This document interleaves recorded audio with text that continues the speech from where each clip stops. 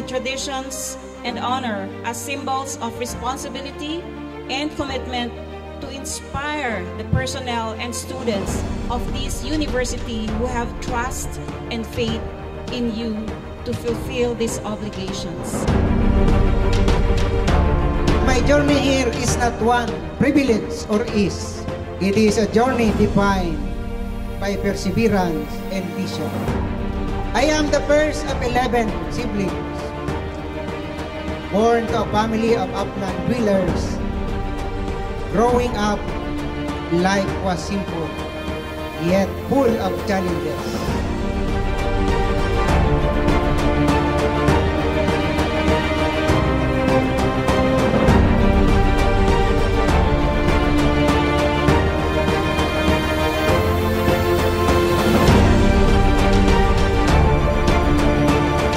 Thank you, Partido State University, especially to President, for considering when you sing as your partner.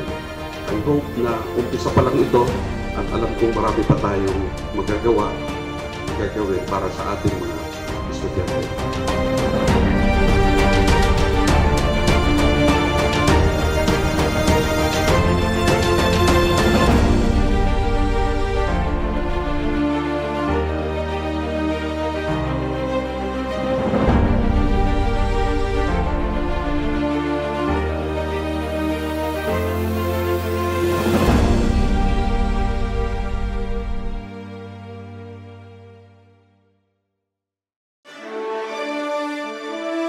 Today, we gather to celebrate a momentous occasion in the life of our university, the investiture of our new president.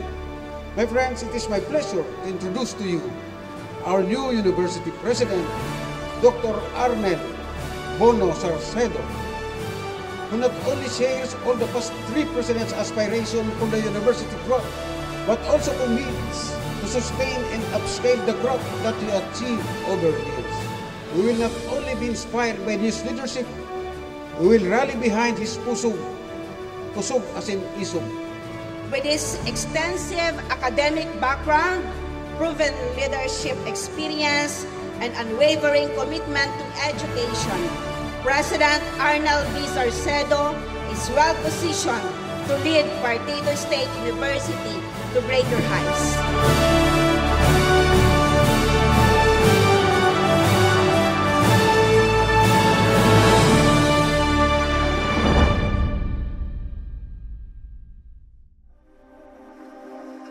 Ladies and gentlemen, the leader we are celebrating today, the 4th President of Partido State University, Dr. Arnel B. Salcedo.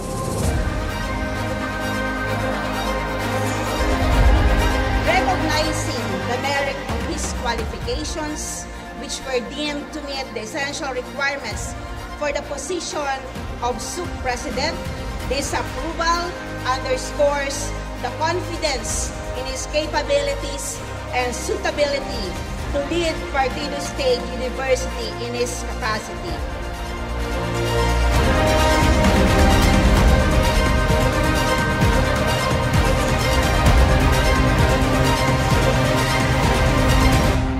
I accept the Presidential Medallion and the University Mace as symbols of powers and responsibilities of the office of the President, and I promise to do everything in my capacity to lead and ensure the effective and efficient management of the university in all its resources to foster and build upon the existing strength and tradition of the university. Now I present to Dr. Salcedo the Presidential Medallion symbolizing the formal investiture as President of this great university. Every day I walk kilometers, crossing small rivers just to reach the elementary school. On rainy days, my feet would be soaked in mud. The path was not easy, and yet I walked with it with a vision for myself. This was my reality, and it shaped my spirit. It taught me the strength to endure hardship and the courage to pursue an education no matter the obstacle, and the heart to keep going despite any challenge.